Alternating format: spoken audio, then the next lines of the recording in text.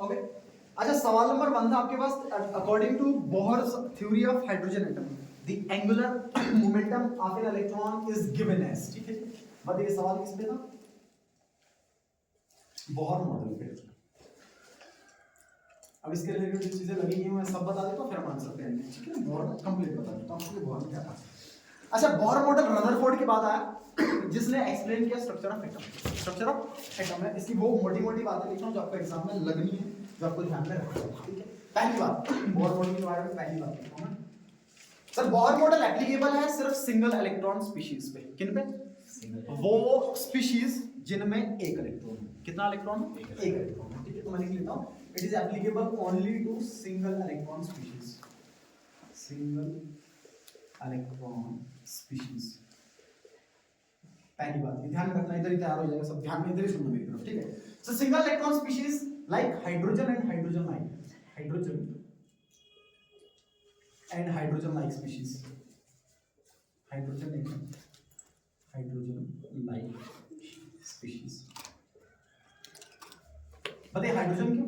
क्योंकि sir hydrogen के पास एक इलेक्ट्रॉन होता है। अच्छा, हाइड्रोजन के जैसे कौन से? सर हाइड्रोजन के अगले वाला हीलियम।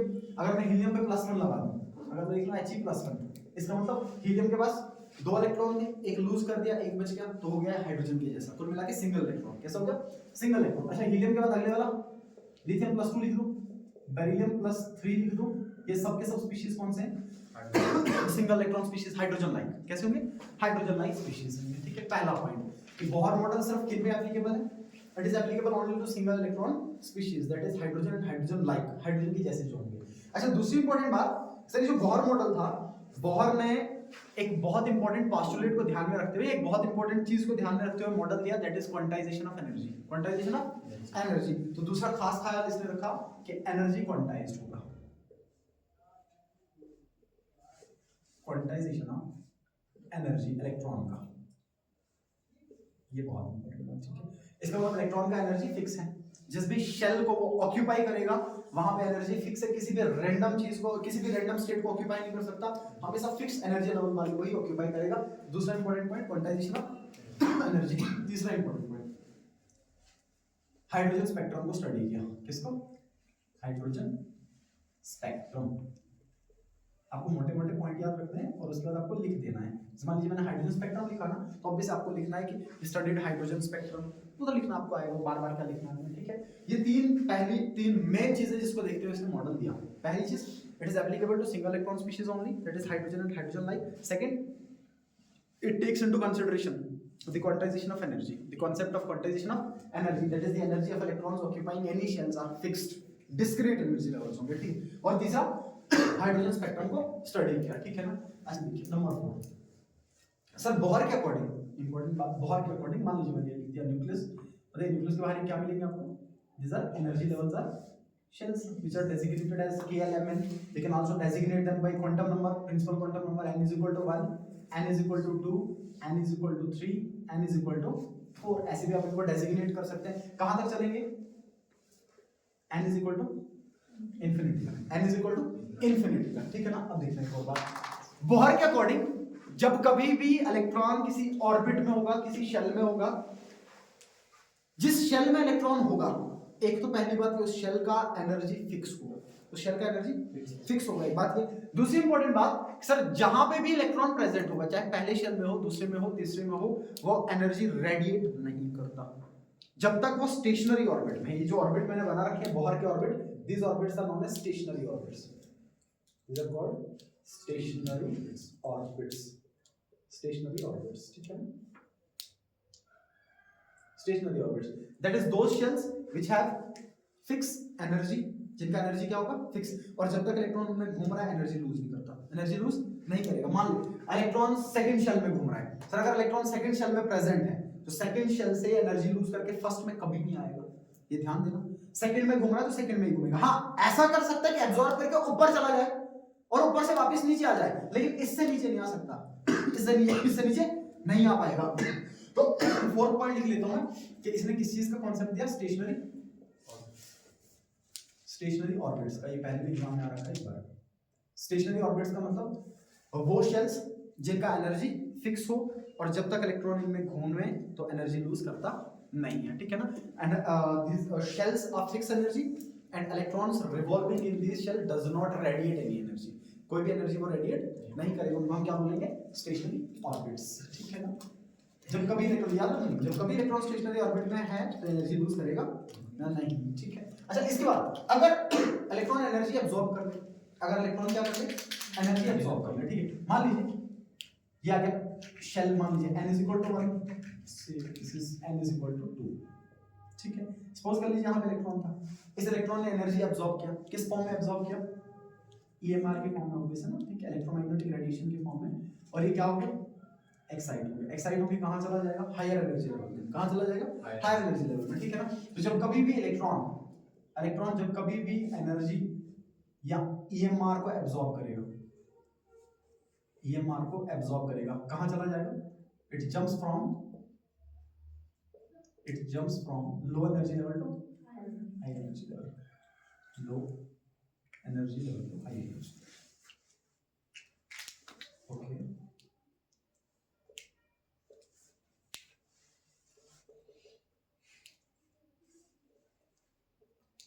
अच्छा, ओरिजिनली जहां पे था, चाहे वो पहला शेल हो, दूसरा हो, तीसरा हो, ओरिजिनली जहां पे था that is called ground state, that is called, मैं GS से लिख रहा हूं इसको, ठीक है। और एब्सॉर्ब करके जहां गया that is excited state, that is excited state. So whenever electron absorb energy, it always undergo transition, it always jumps from low energy level to high energy level, ठीक है। अच्छा, अगर इलेक्ट्रॉन वही एक्साइटेड इलेक्ट्रॉन, ये बात ध्यान में रखना, ये बहुत इंपॉर्टेंट बात है, ध्यान से सुनना। इलेक्ट्रॉन अगर पहले शेल में था सर, इससे नीचे नहीं आएगा क्योंकि स्टेशनरी ऑर्बिट में एनर्जी लूज, लेकिन जब एक्साइट कर गया, एनर्जी अब्सॉर्ब करके कहीं ऊपर चला गया, एक्साइटेड स्टेट में चला गया, अब उसके बाद लूज करके नीचे आ सकता है, उसके बाद लूज करके नीचे आ सकता है, ठीक है। तो इसका मतलब अगर if excited electron loses energy, it jumps from, कहां जाएगा, अगर एक्साइटेड इलेक्ट्रॉन ने एनर्जी लूज किया, it jumps from excited state to ground state, high energy level to low energy level, ठीक है ना, high energy level to low energy level, high energy level से low energy level में जाएगा, high energy level to low, तो जहां से excite हुआ था वहीं जाएगा वापस, वहां तक मिनिमम है। जैसे मान लीजिए सपोज कर लीजिए सेकंड शेल से एब्सॉर्ब किया और चला गया फिफ्थ शेल में, सर आप फिफ्थ से फोर्थ में भी आ सकता है, उसमें दिक्कत नहीं है, ठीक है ना। लेकिन लिमिट यह है कि आते आते सेकंड पे ही रुकेगा, उससे नीचे नहीं आएगा, जहां से गया था वहीं पे रुकेगा, उससे नीचे नहीं आएगा। सेकंड से गया था, सेकंड पे ही आके रुकेगा, सेकंड से 1 में नहीं जाएगा, सेकंड से 1 में सेकंड पे आके रुकेगा, ठीक है ना, ध्यान रखना आप, ठीक है। तो अगर एक्साइट करेगा तो हमेशा क्या करेगा, एनर्जी इमिट करेगा। ये वापस लिख रहा हूं, मान लीजिए इलेक्ट्रॉन वापस आ गया, जब ये वापस आ गया इसने क्या करना है, इसने EMR को इमिट करना है, ठीक है, in the form of photons, obviously in the form of photons emit कर जाएगा, ठीक है ना। अच्छा, उसके बाद सर बोहर ने फॉर्मूला भी दे दिए कि एनर्जी कैसे आप कैलकुलेट कर सकते हैं इलेक्ट्रॉन का किसी भी शेल में, और रेडियस कैसे कैलकुलेट कर सकते हैं, तो ये भी बहुत इंपॉर्टेंट है, ठीक है। सो एनर्जी कैलकुलेशन मैं लिख लेता हूं EN, energy of electron in any shell n, energy of electron in any shell n, this is equal to E0 into z² upon n²। इसकी यूनिट क्या होंगे, E0 पे डिपेंड करता है, ठीक है। इसकी यूनिट क्या होंगे, ये E0 पे डिपेंड करता है, इस पर डायरेक्ट सवाल आपके एग्जाम में आता नहीं है। ये E0 एक कांस्टेंट वैल्यू है, E0 एक कांस्टेंट वैल्यू है, ठीक है। मैं एक लिख देता हूं, देखिएगा, मान लीजिए लिख लिया EN is equal to -13.6 into z² upon n² electron volts में, ये वैल्यू लिखते हैं मैंने इलेक्ट्रॉन वोल्ट्स में, ये वैल्यू फिक्स है, ये वैल्यू फिक्स है, ठीक है, इलेक्ट्रॉन वोल्ट्स में। तो नेक्स्ट इंपॉर्टेंट चीज इसने क्या दी थी, सब फॉर्मूले दे दिए एनर्जी कैलकुलेशन के।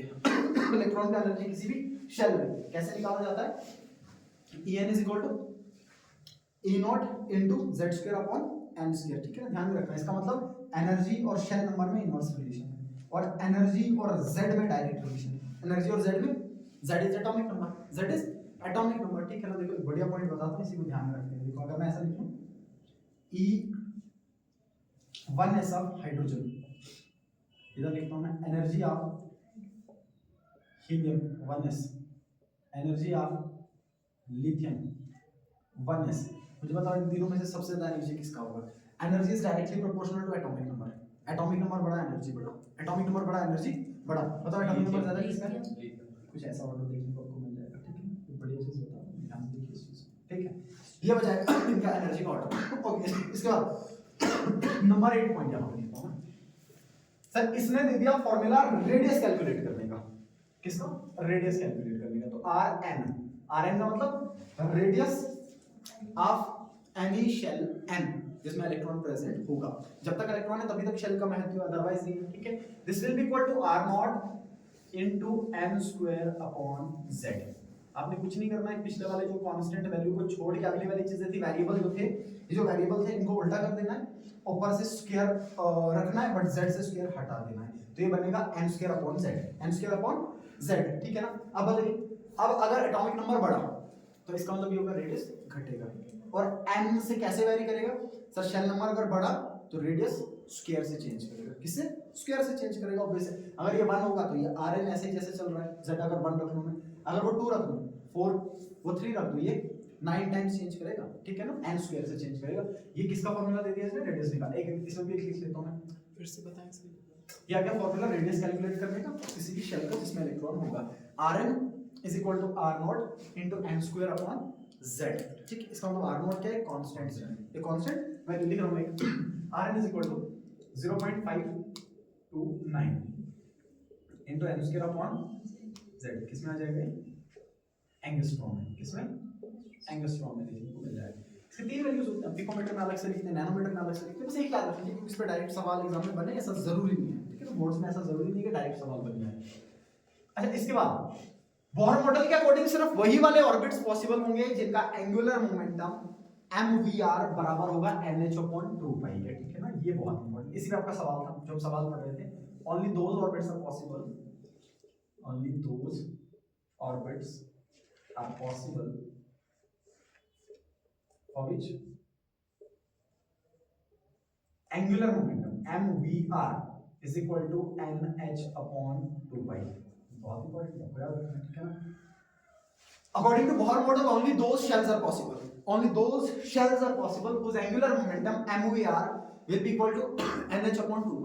nh/2π, ठीक है। अब देखिए ये जो n है ना, ये n इंटीजर वैल्यू है, इसका मतलब या तो 1h/2π, या तो 2h/2π, या तो 3h/2π।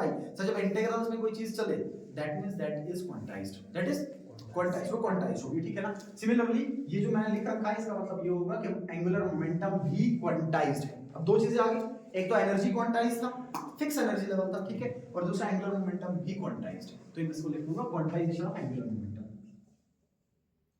Quantization of angular momentum, quantization of angular momentum, ठीक है। या इसके बाद वेलोसिटी भी निकाल सकते हैं आप, फ्रीक्वेंसी भी निकाल सकते हैं, उसमें कोई दिक्कत नहीं है, ठीक। बट फिलहाल एग्जाम के लिए इतना ही होगा, इसमें कोई दिक्कत नहीं है, ठीक है ना। इतना ही ध्यान रख लीजिए। ये आ गया आपके बोहर मॉडल के पोस्टुलेट्स, कि बोहर मॉडल ने क्या-क्या बातें बताई, ठीक है ना। एक बार वापस से रिवाइज कर लेंगे क्विकली। बताइए पहली बात, it is applicable only to single electron species, that is hydrogen and hydrogen like species, ठीक है। सेकंड, ये considered quantization of energy, basic था इसके मॉडल का, कि जो भी इलेक्ट्रॉन जिस भी स्पेस को ऑक्यूपाई कर रहा है उसका एनर्जी क्वांटाइज है, फिक्स एनर्जी लेवल को ऑक्यूपाई करेगा, रैंडमली कुछ भी ऑक्यूपाई नहीं करेगा, ठीक है। तीसरा, स्टडीड हाइड्रोजन स्पेक्ट्रम, ठीक है। उसके बाद स्टेशनरी ऑर्बिट्स का कांसेप्ट दिया, ये रदरफोर्ड का लिमिटेशन ओवरकम किया इसने ये कहा कि जब कभी भी इलेक्ट्रॉन अपने ओरिजिनल ऑर्बिट में है वो एनर्जी रेडिएट नहीं करेगा, एनर्जी लूज नहीं करेगा, ठीक है ना। लेकिन जब कभी इलेक्ट्रॉन एनर्जी एब्जॉर्ब करे ईएमआर की फॉर्म में, फोटोन की फॉर्म में, it always jumps from low energy level to high energy level, and whenever that excited electron, ठीक है, वो नहीं जो ओरिजिनली था उधर से नीचे नहीं आ सकता वो, दैट एक्साइटेड। मतलब मान लीजिए सोडियम में 11 इलेक्ट्रॉन है, 1s2 2s2 2p6 3s1। अब ये जो 3s1 है, जो तीसरे शेल में एक था, सर ये अपने शेल को छोड़ के दूसरे में नहीं आएगा। हाँ एक्साइट कर सकता है, एक्साइट करके ऊपर चला गया, अब ऊपर जाने के बाद बीच में कहीं भी आ सकता है, लेकिन आगे कहाँ रुकेगा? फिर से तीसरे में, उससे नीचे आना अलाउड नहीं है, ठीक है ना। तो उसी के लिए ओरिजिनल घर वही है, उससे नीचे नहीं आ सकता वो, ठीक है। उसके बाद अगर एक्साइट करेगा, एक्साइटेड इलेक्ट्रॉन अगर एनर्जी लूज करेगा तो कहाँ आएगा? हाई एनर्जी लेवल से लो एनर्जी लेवल में आएगा। उसके बाद इसने फॉर्मूला दे दिया एनर्जी कैलकुलेशन का, सो दैट इज इस वाले एक सवाल में था, En is equal to E naught into Z square upon n square, ठीक है। इलेक्ट्रॉन वोल्ट में मैंने वैल्यू लिख दिया इसका, that is En is equal to -13.6 into Z square upon n square in electron volts, ठीक है। रेडियस कैलकुलेट करने का फॉर्मूला दे दिया r n is equal to n is ये ध्यान देना n is shell number, n is shell and z is atomic number, right? z is atomic number, n is shell number and z is atomic number, ठीक है। Radius calculate करने का formula लिख दिया। उसके बाद बोहर के अकॉर्डिंग वही वाले ऑर्बिट्स पॉसिबल हैं जिनका एंगुलर मोमेंटम कितना होगा, mvr is equal to integral multiple of h upon 2 pi, integral multiple of h upon 2 pi, that is n h upon 2 pi integers में h upon 2 pi के integers 1 h upon 2 pi 2 h upon 2 pi 3, इसको पढ़ते हैं integral multiple of h upon 2 pi, ठीक है। ये आ गया जी Bohr model के कुछ पोस्टुलेट्स। अब देखिए मैं इधर लिख लेता हूं साथ में इसके कुछ लिमिटेशन जो आपको सवाल हो एग्जाम में मिलेगा, या भी इसे देख के बता सकते हैं, ठीक है। बताइए पहली चीज सर, पहली चीज कि बोहर का मॉडल एप्लीकेबल है सिंगल इलेक्ट्रॉन स्पीशीज में, खुद में लिमिटेशन है, सिर्फ सिंगल इलेक्ट्रॉन स्पीशीज है, ठीक है ना। पहला लिमिटेशन क्या आएगा, it is only applicable on, it is only applicable to single electron species। यह क्या पहला ड्रॉबैक इसका कि मल्टीपल में तो एप्लीकेबल ही नहीं था, क्योंकि बता ही नहीं पाया कि इलेक्ट्रॉन रिपल्शंस को कहां कंपेंसेट करूं, किस फैक्टर से लिखूं, वो चीज नहीं बता पाएंगे, ठीक है। अच्छा दूसरा, ये पहला लिमिटेशन। नंबर 2, अब मुझे बताइए यही पे देखो ध्यान से, इसके अकॉर्डिंग एंगुलर मोमेंटम किसके बराबर होना चाहिए, nh upon 2 pi, ठीक है ना। अब लिमिटेशन ये आ गया कि क्यों 2 pi, क्यों 3 pi नहीं, क्यों 4 pi नहीं, क्यों 5 pi नहीं, ठीक है ना। ये भी लिमिटेशन आएगा, ठीक है ना। why not mvr is equal to nh upon 3 pi, nh upon mvr की अपनी फुल फॉर्म क्या बोली थी, एटसेट्रा, ये वाले का angular momentum, mvr is angular momentum, mass into velocity into radius, this is angular momentum, right। mass into velocity is momentum and radius पे आ गया, एंगल पे आ गया, then that becomes angular momentum, ठीक है ना। थर्ड, तीसरी चीज देखिएगा, तीसरी इंपॉर्टेंट चीज देखिएगा। अच्छा, इसने सिर्फ हाइड्रोजन एटम के स्पेक्ट्रा को स्टडी किया, बाकी को स्टडी नहीं किया, तो ये भी लिमिटेशन आ गया, ठीक है ना। Study of only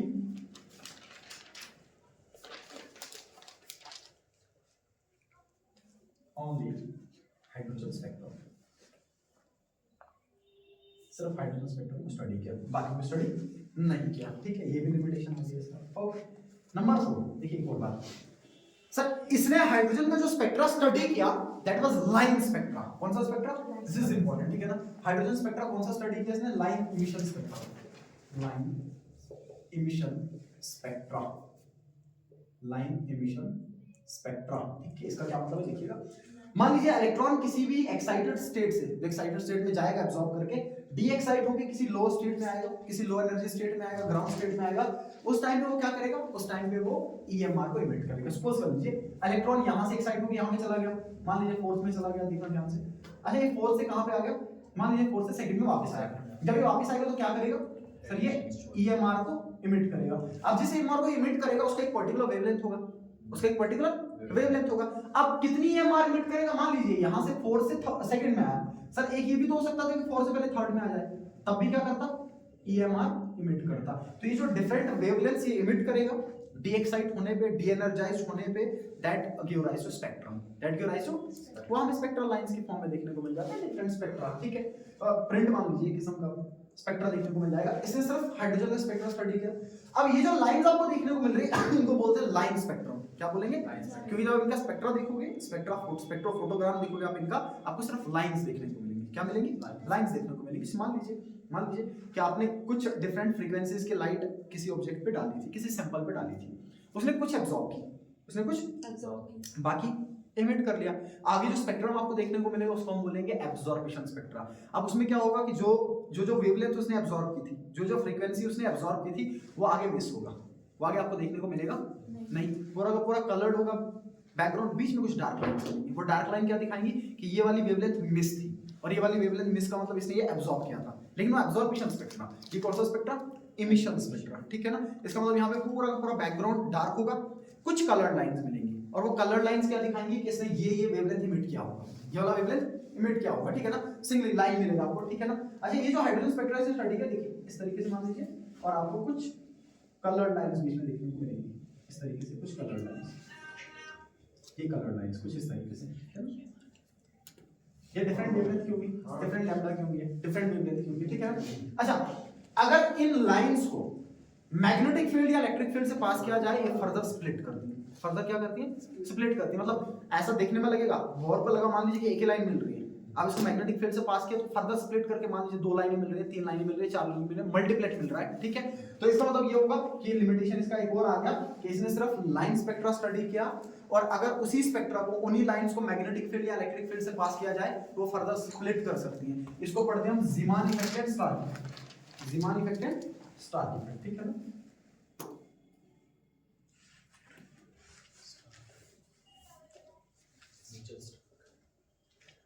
star effect, ये से स्टडी किया, that is splitting of spectral lines into fine lines in presence of magnetic field or electric field, in presence of magnetic field or electric field, splitting of line, spectral lines, Zeeman, spectral lines into fine lines in presence of, Zeeman कोई scientist था? हाँ नाम है, in presence of magnetic and electric field.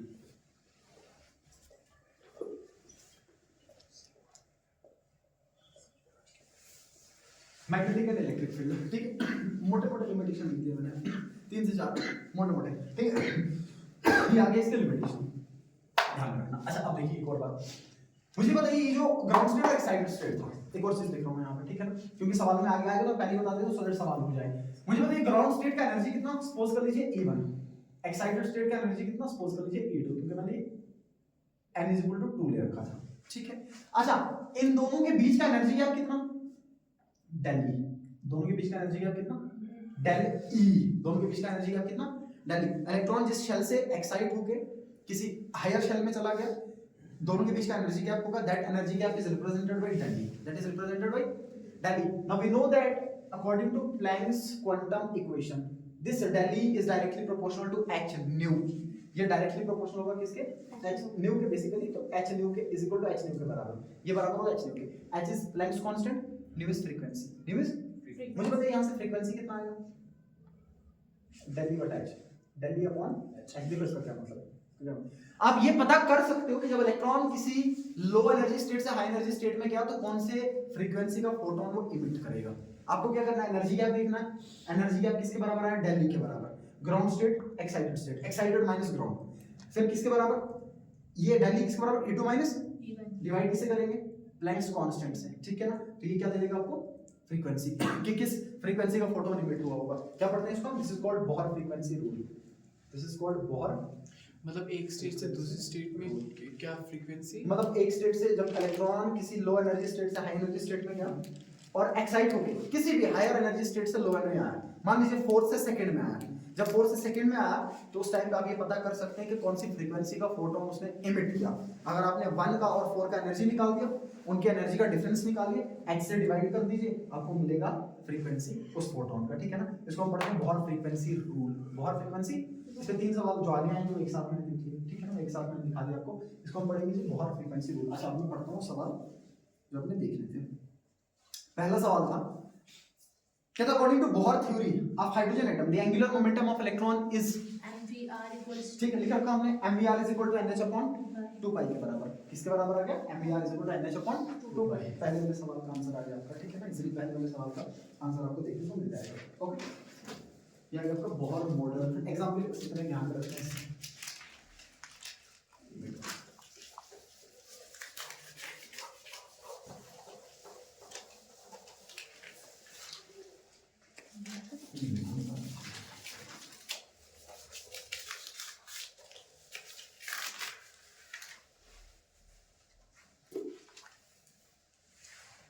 Sir इससे नहीं ये सारा खराब हो गया।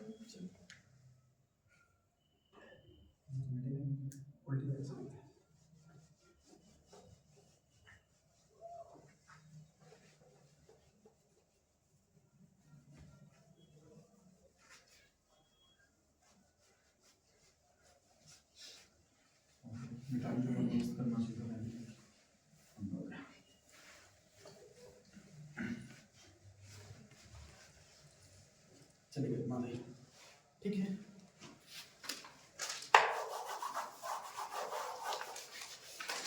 अच्छा सवाल नंबर सेकंड पे आ रहा हूं मैं। Question number second is how many unpaired electrons are present in Ni+2। ये अगेन दूसरा सवाल है जो एग्जाम में आता है। ये सबके सब सवाल एग्जाम में आते हैं। अब देखिए मैं आपको सिखा दूंगा आपको कैसे करना है। आपको क्या करना है, आपको इलेक्ट्रॉनिक कॉन्फ़िगरेशन ध्यान में रखना है, ठीक है। अब जहां से बढ़िया सवाल बनता है 11th में, वो है आपके 21 से लेके 30 तक। 21 से लेके उससे भी सवाल आपको याद होते हैं वैसे भी, ठीक है। तो यहां पे लिख रहा हूं एटॉमिक नंबर, ठीक है। 21, 22, 3, 25, 26, 27, 28, 29 एंड 30, ठीक है। इतने ध्यान रखने, इससे ज्यादा ध्यान रखने की जरूरत नहीं है फिलहाल, ठीक है। अच्छा बताइए 21 is scandium Sc, okay. 22 is titanium, then vanadium, then chromium, then manganese. 26 is iron, then cobalt, then nickel, then copper and then zinc. ये ध्यान में रखने पड़ेंगे, ठीक है। इससे सवाल आता है, पहले सवाल आता है आपकी जीके बॉक्स में, पहला सवाल आता है कि अनपेयर्ड इलेक्ट्रॉन पूछ लेता है, ठीक है ना। Scandium 21, titanium 22, then vanadium, chromium, manganese, iron, cobalt, nickel, copper, zinc, ठीक है जी। अच्छा पहली बात तो लिख लेता हूं इनका आउटर मोस्ट कॉन्फ़िगरेशन, पहले लिख लेता हूं इनका आउटर मोस्ट कॉन्फ़िगरेशन। बताइए आउटर मोस्ट कॉन्फ़िगरेशन आप कैसे याद रखेंगे? सब नोबल गैस के टर्म्स में लिखेंगे। अच्छा इनमें नोबल गैस जो यूज होगा वो है आर्गन। आर्गन का एटॉमिक नंबर 18, सही है। इसका मतलब 18 तक कॉन्फ़िगरेशन बिल्कुल वैसा होगा जैसे आर्गन का होता है। उसके बाद फिल होगा। अच्छा उसके बाद जब फिलिंग करेंगे तो मैं लिखूंगा 3d और 4s। 3d और एक और बात समझिएगा सर, इलेक्ट्रॉन इन दोनों में से सबसे पहले 4s में फिल होते हैं क्योंकि 4s का एनर्जी कम है। लेकिन लिखा पहले कौन सा जाता है? ये इसलिए लिखा जाता है क्योंकि तीसरा शेल पहले आता है, फोर्थ शेल बाद में आता है। ये ध्यान में रखना, ठीक है ना। तो अदरवाइज ये पहले फिल होगा, ये पहले फिल होगा, इस बात को नोट करना, ठीक है। बताइए आर्गन आगे एस में मैक्स कितने लगते हैं? 2। एस में आपको 2 लेके चलना है, ठीक है ना। देखो ये नंबर जो पहला वाला नंबर था ना 2, इसको लगा लो एस में। इसमें कितना बचा? 1। 18 2 21 हो गया। पहला नंबर डी में, ये पहला नंबर एस में, दूसरा नंबर डी में। कंटिन्यूटी मैसेज सर कॉन्फ़िगरेशन दूसरे में क्या करते वक्त सब शेल्स का कोई रोल नहीं होता वो लगता है जनरल वो उसके बाद ही ये जो लग रहा है ना उसके बाद ही लिखा है हमने। तो वो आपको रूल लगा के हम्स और पॉलिंग लगाने के बाद लिखा है ये सब सर चीजें। इसमें एस भी 2 लगेंगे और डी भी 2। हां बताओ यहां पे कितना आएगा? 18 argon, 3d2 3d2 4s 4s2, argon लिख रहा हूं, अंडरस्टूड है, ठीक है। नेक्स्ट वाले में डी में कितने? 3d3 4s2, सही है, ठीक है। अच्छा इसमें आना कितना चाहिए था सर? आना तो चाहिए 3d4 4s2 होना चाहिए ना। लेकिन आपको ये पता है कि अबो को फॉलो नहीं करता है। इसका कितना आ जाता है? 3d5 4s1 एक साइड कर जाता है, ठीक है ना। होना कितना चाहिए था? 3d4 4s2 से ये नंबर चल रहा है डी में, ये नंबर चल रहा है एस में पिछले वाला। बस इतना ध्यान रखना है, लेकिन यूनिवर्सल रूल नहीं है, ध्यान में रखने के लिए एक चीज है, ठीक है। अच्छा इसका कॉन्फ़िगरेशन ये होगा और क्या नहीं होगा? एंड नॉट 3d4 4s2 ये नहीं होगा, ये नहीं होगा, ठीक है। मैं रीजन लिखूंगा साथ में, इसमें बढ़िया सवाल बनता है, ठीक।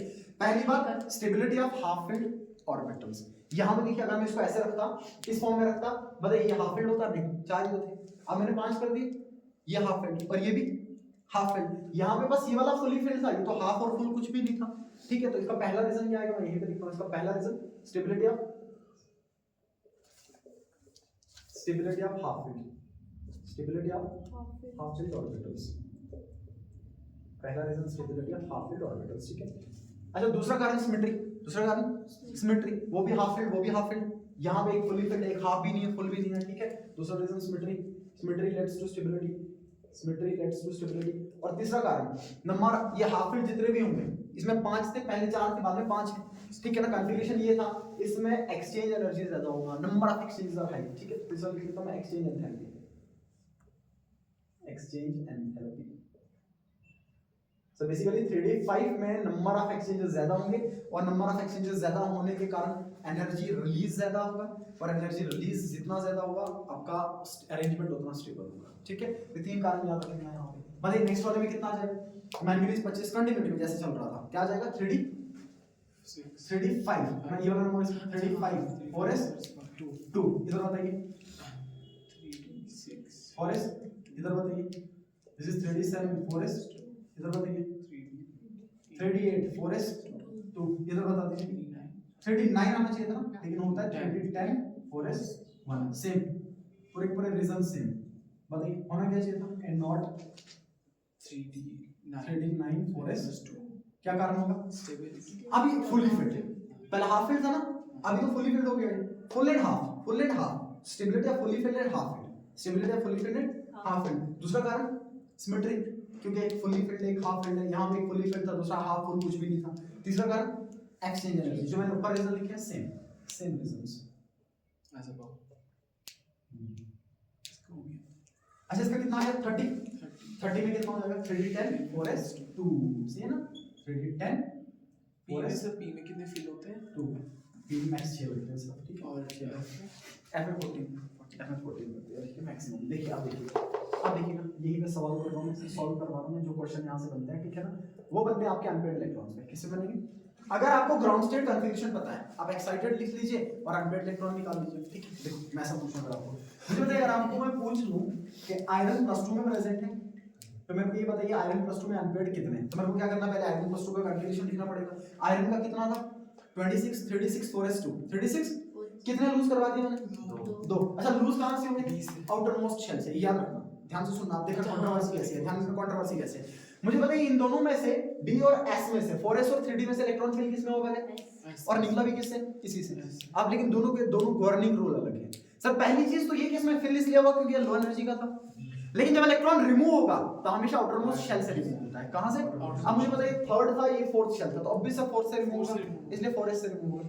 तो अगर सवाल आपको ऐसा आ गया कि बताइए 3d और 4s आपने लिखा, इलेक्ट्रॉन जब फिल किया तो 4s में फिल किया और जब रिमूव किया तो 4s से ही रिमूव किया। ऐसा क्यों? क्योंकि जब फिल किया तो जो 4s था वो कम एनर्जी का था, 3d ज्यादा एनर्जी का था, तो अब वो के अकॉर्डिंग 4s में फिल कर लिया। अच्छा जब रिमूव किया तो रिमूव कर रहा है सबसे आउटर मोस्ट शेल से, क्योंकि सबसे आउटर मोस्ट शेल पे z इफेक्टिव सबसे कम लगता है, सबसे आउटर मोस्ट शेल से पहले रिमूव करना है आपको, तो इसलिए आउटर मोस्ट शेल तो 4 था इसलिए रिमूव भी यहीं से हो गया ठीक है ना। अब बताइए +2 दो लूज कर लिए, दो लूज करके कितने बचे 3d6 बच गए जी 3d6। लेकिन आपको ये नहीं बताना कि कितने बचे, आपको ये बताना अनपेयर्ड कितने। अब मुझे बताइए d में ऑर्बिटल कितने, d में 5 ऑर्बिटल, d सब शेल में कितने ऑर्बिटल 5 ऑर्बिटल ठीक है ना। s में 1 ऑर्बिटल, p में 3 ऑर्बिटल, d में 5 और f में 7, f में 7। अच्छा कितने इलेक्ट्रॉन है 6।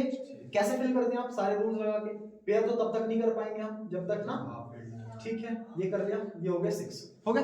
बताइए कितने अनपेयर्ड बचे 4 बच गए ठीक है। तो 4 अनपेयर्ड इलेक्ट्रॉन्स ओवर अनपेयर्ड, मतलब पहले ग्राउंड स्टेट लिखना पड़ेगा, फिर लूज करवाने पड़ेंगे, एक्साइटेड स्टेट लिखना पड़ेगा, फिर देखना अरेंज करके कितने अनपेयर्ड बच रहे हैं ठीक है। मान लीजिए मैं बोल रहा हूं आपको कि बताइए Cu+2 में कितने अनपेयर्ड होंगे। Cu+2 सर कॉपर का ground state 3d10 4s1 3d10 कितने लूज कर लिए 2, एक s में से लूज करवा दिया, एक d में से लूज करवा दिया, बचा d9, बचा नहीं बचा क्या बच गया 3d। अब मुझे बताइए 3d9 बचेगा, टोटल कितने लगते हैं 10, तो इसका मतलब एक अनपेयर्ड रहा होगा 2 4 6 8 ऑब्वियस एक रहा होगा ठीक है ना। तो अनपेयर्ड कितना रहा होगा एक, कैसा इस तरीके से 1 2 3 4 5 देन 6 7 8 ये ऐसे एक क्या बचेगा अनपेयर्ड 1 अनपेयर्ड। अच्छा जो सवाल था वो था निकल +2 में, तो बताइए मेरे को निकल +2 में कितने बचेंगे। निकल +2 में बताइए निकल का 28 ठीक है, कन्फिग्रेशन 28 तो दो लूज करवा दिए तो बचा 3d8 ठीक है ना। तो 8 3d8 बताइए 3d8 ऑब्वियस है 8 में 2 बचेंगे ना 3d8 1 2 3 4 5 6 7 कितने अनपेयर्ड 2 अनपेयर्ड। ये इजी था हाँ ठीक है समझ में आ जाएगा। एक बताइए और मेरे को Mn+2 बताइए, Zn+2 बताइए, बस ये दो बताइए, ये बता दीजिए समझ Mn+2 Mn इज 35 4s2 दो लूज कर दिए 5 से 5 ही अनपेयर्ड हो गए, ऑब्वियसली 5 बचे तो 5 के 5 अनपेयर्ड 1 2 3 4 5 इसमें कितने बचेंगे 5 ठीक है। इसमें बताइए इसमें जीरो दो कर दिए, दो लूज कर दिया 10 बचा, 10 में कोई भी अनपेयर्ड नहीं होगा, तो इसमें 0, इसमें क्या आ जाएगा 0। बात समझ में आ गई। अनपेयर्ड इलेक्ट्रॉन निकालने आने ठीक है ना। इससे सवाल आ जाता है, इससे भी सवाल आ जाता है ठीक है। ये आगे सेकंड आपका सबसे क्या चीज स्क्रीनशॉट उठा लो, ये उठा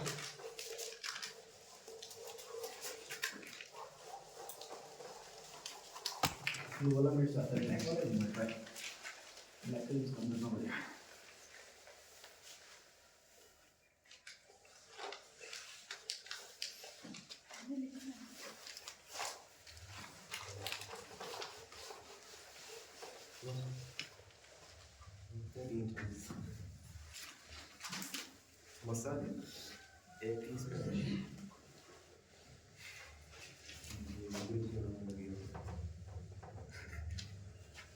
अच्छा जी नेक्स्ट क्वेश्चन क्या आपका On moving down the group, the shielding effect. Okay, shielding पे है.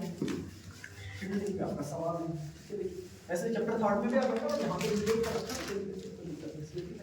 बात समझ लो. टॉपिक वाइज भी क्या क्वेश्चन वाइज सवाल के हिसाब से जो टॉपिक आ रहा है, जो पीडीएफ में सवाल है ना, सवाल के हिसाब से जो टॉपिक आ रहा है वही चल रहा है. ठीक है, तो इसमें कवर हो जाएगा सब कुछ. सवाल के हिसाब से जो टॉपिक आ रहा है उसके इस टॉपिक का नाम क्या है? ये था, आप मान लीजिए अनपेयर्ड इलेक्ट्रॉन निकालने का तरीका, नंबर ऑफ अनपेयर्ड इलेक्ट्रॉन निकालने का तरीका. ठीक है. अच्छा, आप बात करें इससे शील्डिंग इफेक्ट. शील्डिंग इफेक्ट या स्क्रीनिंग इफेक्ट. ठीक है ना, ध्यान देना, ये चैप्टर थर्ड में आएगा. डिटेल में तो चैप्टर थर्ड में नहीं है. ठीक है ना, बट स्टिल थोड़ा सा जो सवाल है उसके हिसाब से चलते हैं. देखिए, मुझे बताइए, जब डाउन द ग्रुप आएंगे, जब डाउन द ग्रुप चलेंगे, down the group, sir down the group number of shells increases, right or no? Sir down the group number of shells increases. ठीक है ना, मान लीजिए आपका पहला कुछ इस तरीके से, सपोज कर लीजिए पहला आइटम कुछ इस तरीके से. ठीक है, दूसरा आइटम शेल बढ़ गया, 2 शेल हो गए, फिर से शेल बढ़ गया, 3 शेल हो गए. ठीक है, बताइए डाउन द ग्रुप आने में नंबर ऑफ शेल क्या कर रहा है? ऑब्वियसली बढ़ेगा. पीरियड चेंज होगा, नंबर ऑफ शेल बढ़ेगा. ठीक है ना सर, जैसे ही नंबर ऑफ शेल बढ़ा, जो आउटर मोस्ट इलेक्ट्रॉन था उस पे न्यूक्लियस का जो चार्ज एक्सपीरियंस कर रहा था वो कम होता जाएगा. ठीक, इसका मतलब कुल मिला के जो शील्डिंग इफेक्ट है बढ़ता जाएगा. ठीक है ना, सो नंबर ऑफ शेल बढ़ा, शील्डिंग इफेक्ट भी क्या करेगा? शील्ड बढ़ गया ना, शील्ड बढ़ गया, एक पर्दा, दूसरा पर्दा, तीसरा पर्दा, शील्ड बढ़ता जा रहा है. स्क्रीन करने वाले बढ़ते जा रहे हैं. ठीक है, अच्छा, down the group shielding effect बढ़ेगा. अब मुझे बताइए अलोंग द पीरियड घटेगा. अलोंग द पीरियड ध्यान से देखिए, along the period shall change नहीं होता है. आप इन दोनों में मिक्स मत करना चीजें. सर एक तो इंटर इलेक्ट्रॉनिक रिपल्शन है, वो अलग बात है, और स्क्रीन अलग बात है. स्क्रीन या स्क्रीनिंग इफेक्ट या शील्डिंग इफेक्ट को वैरी करवाने वाला सिर्फ शेल है. डाउन द ग्रुप आने पे शेल बढ़ा तो स्क्रीनिंग इफेक्ट बढ़ा. लेकिन अलोंग द पीरियड शेल बदलता ही नहीं, क्योंकि आप पीरियड सेम लेके चल रहे हो. अलोंग द पीरियड शेल बदलता नहीं है. अगर शेल बदलेगा नहीं, नंबर ऑफ शेल कांस्टेंट है, number of shell remain unchanged. ठीक है ना, number of shell remain same. अगर नंबर ऑफ शेल सेम है तो इसका मतलब स्क्रीनिंग इफेक्ट भी कांस्टेंट है. स्क्रीनिंग इफेक्ट या शील्डिंग इफेक्ट भी क्या है? सेम होगा. शील्डिंग इफेक्ट भी सेम होगा. ठीक है, अच्छा, इसी के साथ में एक और अच्छा पॉइंट लिख रहा हूं, यहां पे सवाल बनता है. मुझे बताइए, अगर आपने प्रिंसिपल क्वांटम नंबर को सेम रखा और सबशेल्स या ऑर्बिटल्स को वैरी किया, s subshell, p subshell, d subshell, f subshell, मतलब ये सबसे खतरनाक शील्ड कौन प्रोड्यूस करता है? s. जो आपका f सबशेल है, दैट इज वेरी डिफ्यूज्ड, बहुत बड़ा स्ट्रक्चर है, डिफ्यूज्ड है, उसका स्क्रीन उतना ज्यादा उतना स्ट्रॉन्ग स्क्रीन नहीं है उसका. ठीक है, तो सबशेल्स के हिसाब से, ऑर्बिटल के हिसाब से सबसे खतरनाक स्क्रीन ns, उसके बाद np का, उसके बाद और उसके बाद ये कोई भी प्रिंसिपल क्वांटम नंबर हो सकता है. ठीक है, जिससे हम सबको कंपेयर करेंगे. तो सबसे अच्छा स्क्रीनिंग इफेक्ट किसका? s सबशेल का, उसके बाद उससे कम d का, f का सबसे कम, f का सबसे कम. ठीक है, सबसे कम शील्ड है f का. तो मान के चलो लेवल 1 की बेस्ट होगी, लाल पूरी. ठीक है, इसका शील्ड सबसे कमजोर होगा. ठीक, शील्डिंग वाला तो हल्का सा आइडिया था, इसमें तो इंक्लूड होना नहीं. तो क्या आंसर आएगा इसका?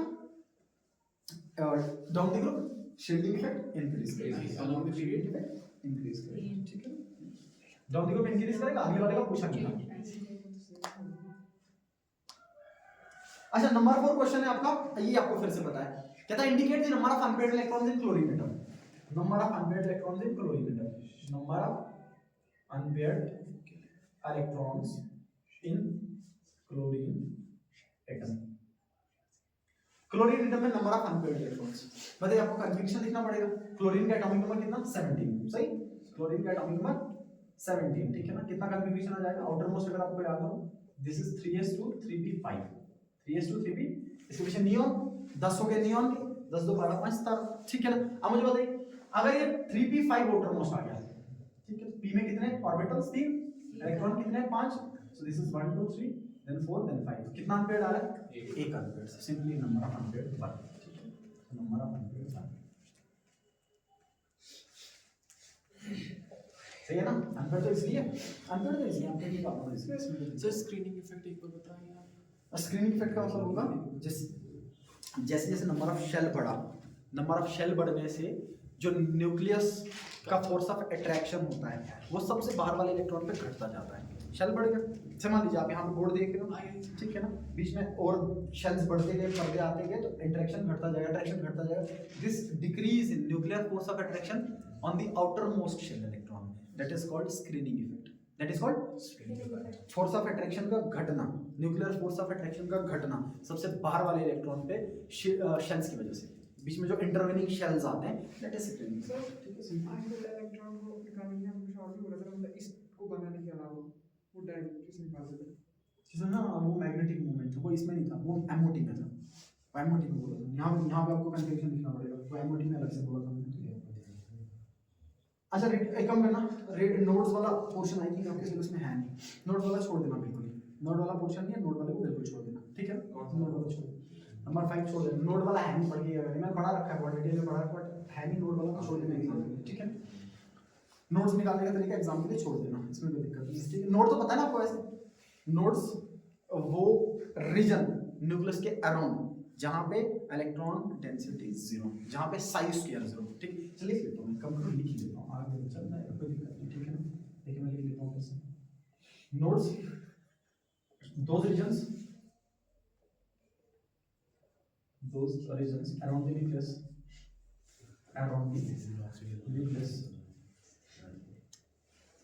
where psi square is equal to 0, जहां पे इलेक्ट्रॉन डेंसिटी 0 होगा वहां पे कोई भी इलेक्ट्रॉन पाए जाने की प्रोबेबिलिटी नहीं होगी, ठीक है ना? Size square is nothing but electron density, size square is electron density, जहां पे इलेक्ट्रॉन डेंसिटी कितना होगा, इलेक्ट्रॉन डेंसिटी होगी आपका 0, वहां पे इलेक्ट्रॉन कोई भी नहीं होगा, इलेक्ट्रॉन डेंसिटी 0 हो जाएगा, इलेक्ट्रॉन डेंसिटी कितना हो जाएगा, 0 हो जाएगा। उनको हम बोलेंगे नोड्स। अच्छा नोड कितनी तरह के, नोड दो तरह के, एक रेडियल नोड, दूसरा एंगुलर नोड। अगर आ गया तो इतना सा ध्यान रखना, रेडियल नोड और एंगुलर नोड, ठीक है? सर रेडियल नोड का मतलब पूरा का पूरा एक स्फेरिकल रीजन होगा, जैसे मान लीजिए ये इस बोर्ड का यहाँ पे सेंटर न्यूक्लियस है, अच्छा इलेक्ट्रॉन घूम रहा है इस शेल में, पहले शेल में, उसके बाद दूसरा शेल एक दूरी पे होगा, दूसरा एनर्जी लेवल एक दूरी पे होगा, उस पहले शेल और दूसरे शेल के बीच में कुछ ना कुछ जगह ऐसी होगी जहाँ पे इलेक्ट्रॉन का वेव बनेगा नहीं, that is spherical node, spherical node या रेडियल नोड। रेडियल नोड को कैलकुलेट करने का formula n - l - 1, n - l - n is principal quantum number, l is azimuthal quantum number, और इसको -1 कर दिया, बन जाएगा फॉर्मूला, ठीक? एंगुलर नोड का मतलब वो पर्टिकुलर रीजंस जहां पे इलेक्ट्रॉन डेंसिटी 0 होगा, जहां पे वेव नहीं बनेगा, ठीक है? तो उसके लिए हम क्या बोल देंगे, इसका वैल्यू का l वैल्यू के बराबर, किसके बराबर, l वैल्यू के बराबर, ठीक है? ध्यान रख लीजिएगा, l वैल्यू के बराबर आपको लिखना है, कुछ इस तरीके से लिखना है। यहाँ लिख लिया sign electron wave positive, this one is क्या बताता है, ये पॉजिटिव और नेगेटिव क्या सिग्निफाई कर रहा है, this is nothing but wave function, this is nothing but wave function, ठीक? मैक्सिमम मिनिमम, तो वेव जब भी बनेगा तो एक मैक्सिमम बनेगा एक मिनिमम बनेगा, ठीक है ना? सो जो साइन है, ये साइन है, ये साइन क्या बता रहा है आपको, वेव फंक्शन, ये जो का वेव फंक्शन मैक्सिमम और मिनिमम, और वेव फंक्शन को किससे रिप्रेजेंट करते हैं, साइन से, किससे, ये बना दिया अपने साइन, ठीक है? ये तो बता देना साइन लिखते हैं इसको, psi, ठीक है? नोट्स निकालने का फॉर्मूला है, ठीक है? इसमें कोई दिक्कत नहीं है, अब बताइए अप्लाई करने का फॉर्मूले कौन सा सवाल लिखा था, कहता number of radial nodes in 3D subshell, किसमें 3D सबशेल में, radial node in 3D subshell, बताओ 3D में रेडियल नोड कैसे निकलेगा, n - l - 1, ठीक है? ये चीज पता है ना आपको, SPDF 0 1 2 3, ये ध्यान में है, SPDF 0 1, l का वैल्यू s के लिए कितना 0, p के लिए कितना 1, d के लिए कितना 2 और f के लिए कितना 3, ठीक है ना? l का वैल्यू सब्सिडियरी क्वांटम नंबर का, एजिमुथल क्वांटम नंबर का, ठीक है? s के लिए 0 वैल्यू, p के लिए 1, d के लिए 2 और f के लिए 3, करो पुट, फिर कितना आएगा, n कितना रखा है 3, तो पुट करूंगा कितना आ जाएगा 3, माइनस l कितना है d के लिए 2, तो मैंने लिख दिया 2 -1, -2 -1 हो गया -3, 3 में से 3 निकाल दीजिए, सिर्फ कितना आ गया 0 आ गया, ठीक है? कितना रेडियल नोड होंगे, कोई भी रेडियल नोड देखने को L क्या होता है? इस वाले में azimuthal quantum, AZI azimuthal quantum number.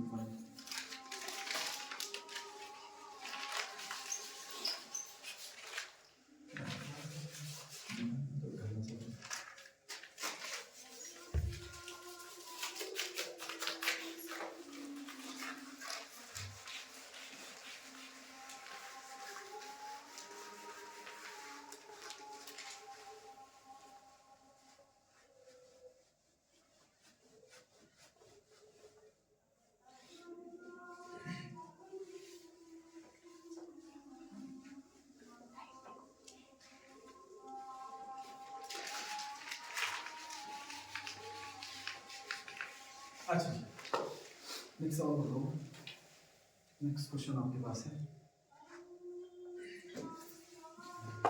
Total number of orbitals associated with principal quantum number, quantum numbers बता देता हूं, ठीक है। यहां पे क्वांटम नंबर्स लिखता हूं, क्वांटम नंबर्स, इससे 5 मार्क का सवाल बनता है आपके एग्जाम में, ठीक है। क्वांटम नंबर्स है पहली बात सर, क्वांटम नंबर्स वो क्वांटिटीज या वो सेट ऑफ 4 नंबर्स जो आपको कंप्लीट इंफॉर्मेशन देंगे इलेक्ट्रॉन के बारे में, ये समझना, ये इंपॉर्टेंट है, ठीक है ना। Set of 4 numbers, set of 4 numbers which give complete information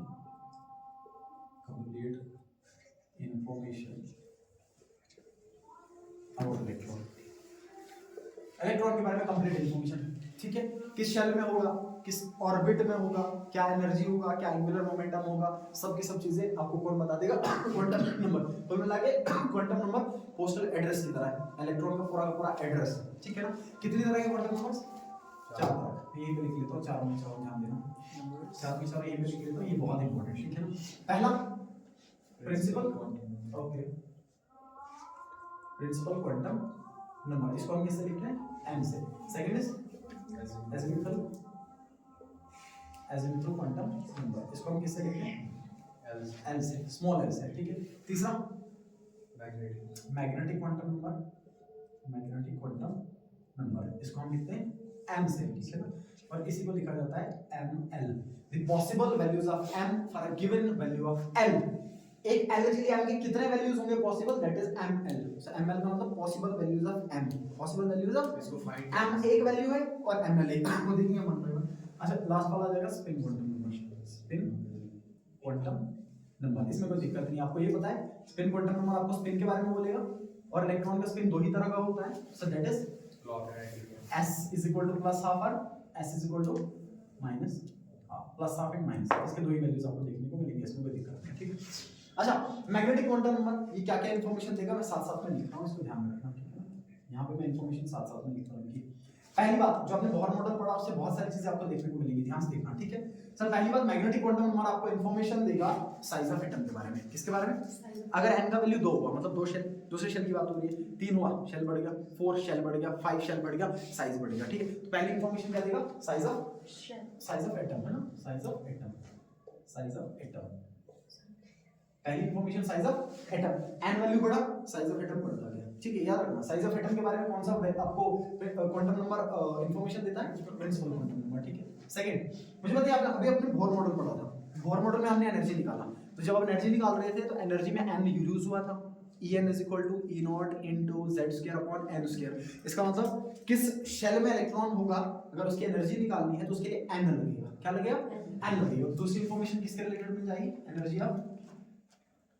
energy of electron in any shell, किस शेल में उसके लिए प्रिंसिपल क्वांटम नंबर लगेगा, ठीक है। दूसरी बात मोटे पॉइंट है सर, मोटे मोटे पॉइंट। पहली बात क्या, साइज ऑफ एटम के बारे में बताएगा, दूसरा एनर्जी ऑफ इलेक्ट्रॉन के बारे में, ठीक है। तीसरा मुझे बताइए जब रेडियस निकाला था n तब भी लगा था, अभी आपने लिखा था Rn = R0 × n square upon z, ठीक है ना। तो इसका मतलब ये होगा कि तीसरी बात लिखूंगा मैं, radius of shell, radius of, और इसी रेडियस ऑफ शेल को मैं बोल सकता हूं एवरेज डिस्टेंस, क्या बोलूंगा, average distance,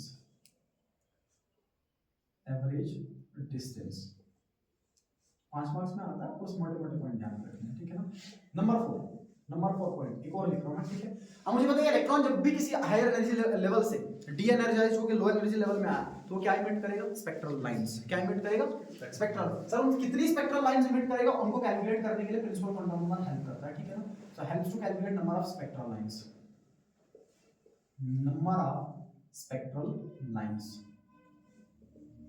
and are given by the formula n2 minus n1 plus 1 into n2 minus n1 upon 2, n2 minus n1 upon 2। ये फॉर्मूला है स्पेक्ट्रल लाइंस निकालने का, इसे एग्जाम में जनरली पूछेगा नहीं, बट स्टिल याद रखना। n2 minus n1 plus 1 into n2 minus n1 upon 2, ये फॉर्मूला किस चीज को कैलकुलेट करेगा, स्पेक्ट्रल लाइंस कैलकुलेट करेगा, ठीक है ना। नंबर 5 और बताइए और क्या इंफॉर्मेशन आपको प्रिंसिपल क्वांटम नंबर से मिल सकता है। सर प्रिंसिपल क्वांटम नंबर से आपको ये भी इंफॉर्मेशन मिलेगा कि एक शेल में कितने ऑर्बिटल होंगे, एक शेल में कितने अभी याद रखना आपको फॉर्मूला डायरेक्ट, ठीक है ना। Number of orbitals in any shell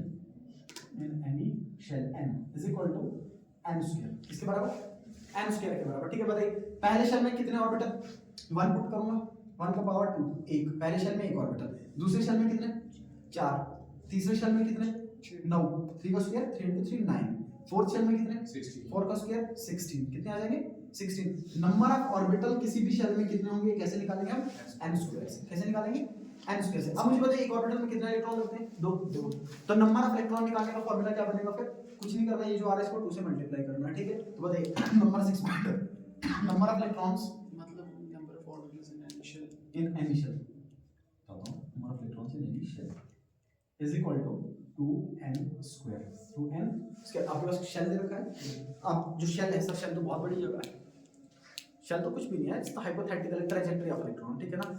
अब उस शेल के अंदर इलेक्ट्रॉन कहीं पॉसिबल जगहों पे हो सकता है, हर जगह पे नहीं होगा, कुछ परमिटेबल, कुछ परमिसिबल एनर्जी लेवल से जहां पे पॉसिबल हो सकता है, वो 3 डायमेंशनल वॉल्यूम्स शेल के अंदर जहां पे इलेक्ट्रॉन हो सकता है, those are orbitals, those are, ऐसा मान के चल लीजिए शेल में, शेल ये पूरा बिल्डिंग है, अब इस बिल्डिंग में सिर्फ कुछ ही कमरों में बच्चे हो सकते हैं, बाकी कुछ कमरे लॉक है, तो मान के चलो वहां पे बच्चे नहीं है, ठीक है ना। वो है ऑर्बिटल जहां पे इलेक्ट्रॉन के पाए जाने की प्रोबेबिलिटी 90% होगी, 90 to 95 मैक्स, उससे ऊपर में। ऑर्बिटल्स वो 3 डायमेंशनल जगहें around the nucleus where probability of finding an electron is up to 90%, is up to 90%। तो क्या फार्मूला रहेगा नंबर ऑफ इलेक्ट्रॉन्स निकालने का, 2n square. Principal quantum number क्या क्या इंफॉर्मेशन देता है, मोटी मोटी बातें पढ़िए। पहली बात साइज ऑफ एटम, दूसरी energy of electron in any shell, ठीक है। तीसरी बात radius of shell, that is average distance of nucleus to that of valence electron, जहां पे इलेक्ट्रॉन होगा, ठीक है। उसके बाद स्पेक्ट्रल लाइंस कैसे निकालेंगे, वो ना याद रहे, सिर्फ इतना देना, नंबर ऑफ स्पेक्ट्रल लाइंस निकलेंगे। Number of orbitals in any shell is given by n square and number of electrons in any shell is given by 2 n is shell number, मान लीजिए n का वैल्यू 1, पहले shell में कितने आएंगे, 1 का square 1, दूसरे शेल में 2 का स्क्वायर 2 4, तीसरे शेल में 3 का स्क्वायर 9, फोर्थ शेल में 4 का स्क्वायर 16, ये लगेगा ना इलेक्ट्रॉन निकालने के बाद में, ठीक है। अच्छा एजिमुथल क्वांटम नंबर L से लिखते हैं हम इसको, sir azimuthal quantum number L is equal to n - 1, इसके वैल्यूज कितने आएंगे n - 1, और लिखेंगे कहां से, स्टार्टिंग फ्रॉम 0, स्टार्टिंग फ्रॉम 0, ये इंपॉर्टेंट है, स्टार्टिंग फ्रॉम 0, ठीक है। अच्छा n is equal to 1 n - 1 starting from 0, मान लीजिए n आपके पास था 3, ये ध्यान रखना है, n कितना था, मुझे बताइए l के कितने वैल्यूज आएंगे, सर अगर n 3 था तो l का वैल्यू 0 से स्टार्ट होगा और इससे एक कम, इसका मतलब 0 1 2 0 1 2, तो l का वैल्यू कितना आएगा 0 1 और 2। ये जो 3 वैल्यूज आए, इन 3 वैल्यूज का मतलब 3 सबशेल, 3 सबशेल। तो एजिमुथल क्वांटम नंबर आपको किसके बारे में इंफॉर्मेशन देगा, सब शेल्स के बारे में, मोटी मोटी जानकारी सब शेल्स के बारे में, ठीक। ये किसके बारे में जानकारी देगा, शेल्स के बारे में। ये किसके बारे में जानकारी देगा, ऑर्बिटल्स के बारे में, किसके बारे में, और ये किसके बारे में जानकारी देगा, ऑर्बिटल के अंदर प्रेजेंट जो इलेक्ट्रॉन है उनके स्पिन के बारे में, उनके स्पिन के बारे में, ठीक है ना।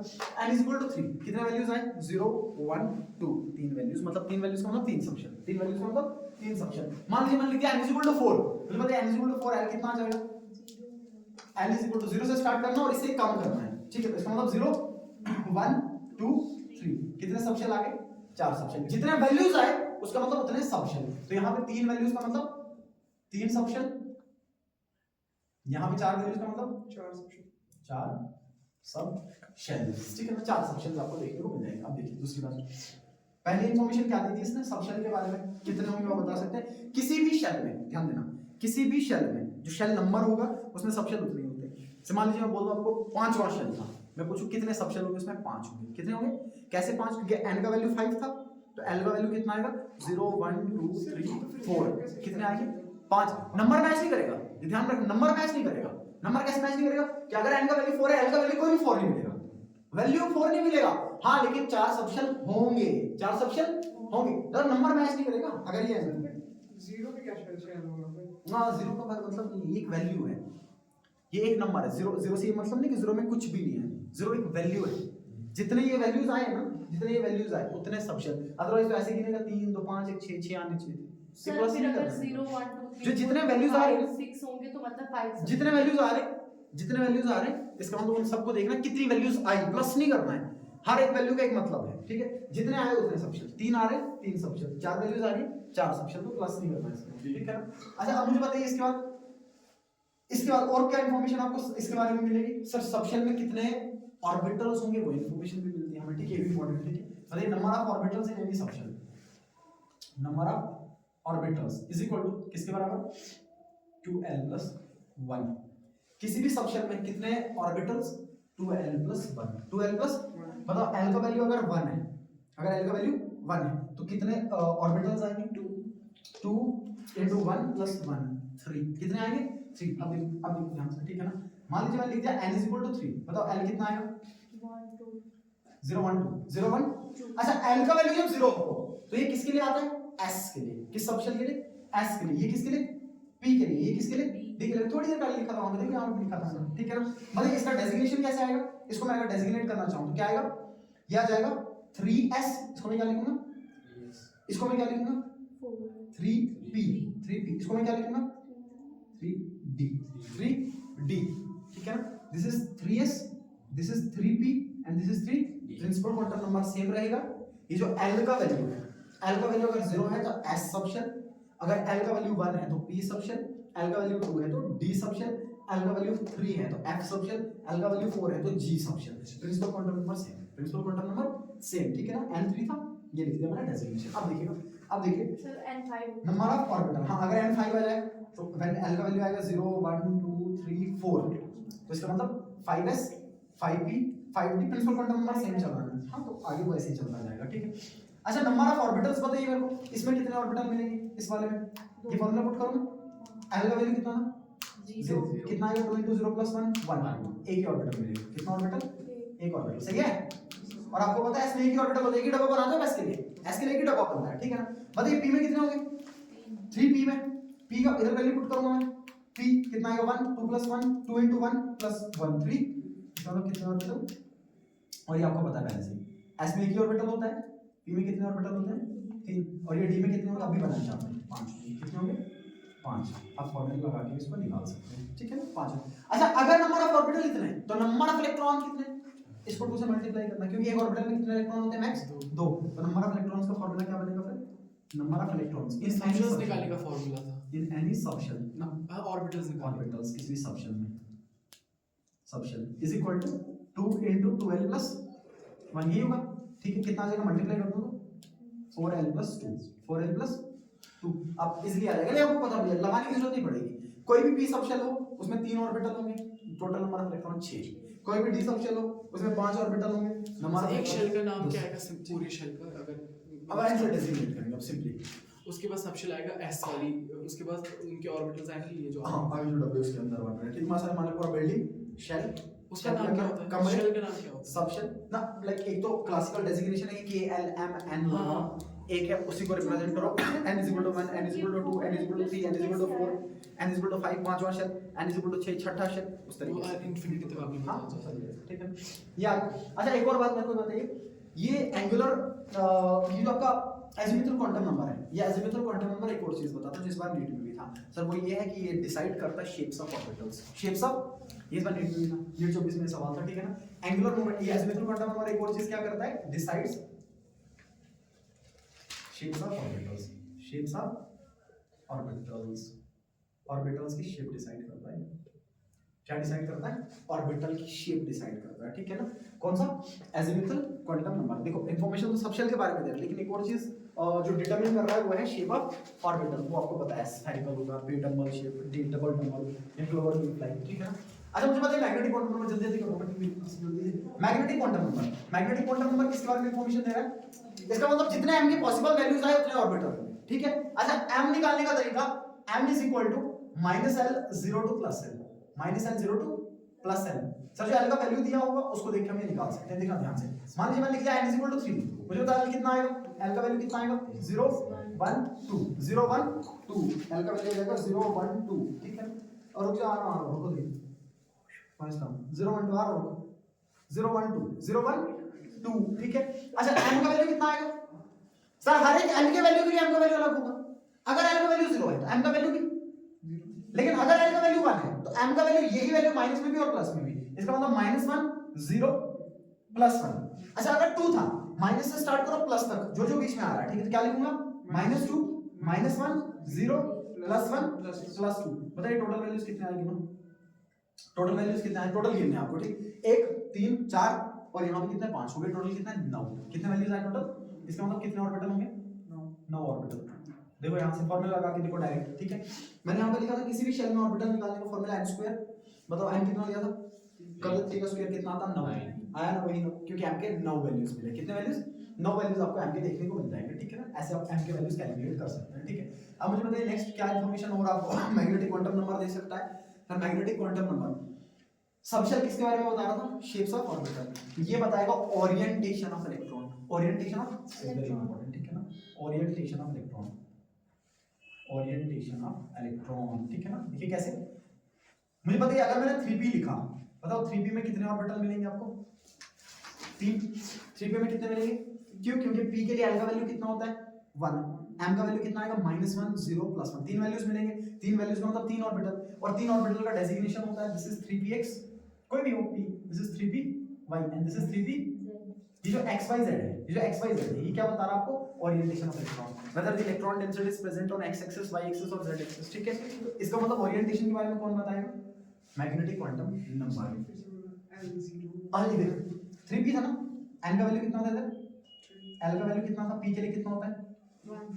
जब l का वैल्यू 1 था, m का वैल्यू पता कितना आएगा? -1, 0। बता कितनी वैल्यूज आई? 3 वैल्यूज। सर ये 3 वैल्यूज का मतलब इलेक्ट्रॉन 3 डिफरेंट ओरिएंटेशंस में हो सकता है। 3 डिफरेंट x एक्सिस में, y एक्सिस में, z एक्सिस में, ठीक है। तो कुल मिलाकर magnetic quantum number orientation of electron बताता है। क्या बताता है? Orientation of electron. ये बहुत इंपॉर्टेंट, ठीक है ना, ये बहुत इंपॉर्टेंट चीज। स्पिन किसके बारे में बताता है? स्पिन ऑफ इलेक्ट्रॉन्स के बारे में, ठीक है। इसे आगे कंटिन्यू क्लास में बच्चे कॉल करेंगे, ठीक है।